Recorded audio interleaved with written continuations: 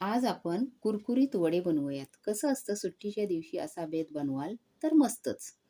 मूग डाळ म्हटले की पचायला सोपी जाते. तर त्यासाठी उडीद डाळ 1 वाटी आणि मूग डाळ 1 छोटी वाटी दोन्ही स्वच्छ धुवून घ्यायची आणि 5 तासाकरिता भिजत ठेवायची. मधल्या वेळेत काही कामे असतील तर ते करून घ्यायची. मग मिक्सरमधून वाटून घ्यायची. पाणी न टाकता म्हणजे 1-2 चमचे टाकू शकतो आपण. आता रात्रभर मुरायला ठेवून देऊया.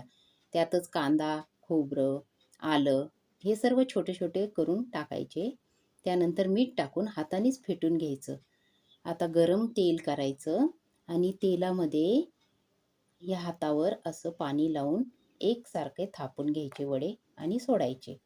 किंवा तुम्ही चमच्याच्या साहाय्याने पण पाठीमागच्या चमच्याच्या साहाय्याने पाणी टाकून ह्या प्रकारे वडे थापून सोनेरी रंगावर तळू शकता. आता हे तळलेले वडे लगेचच खायला वाढा. आहा! काय लागतात म्हणून सांगू.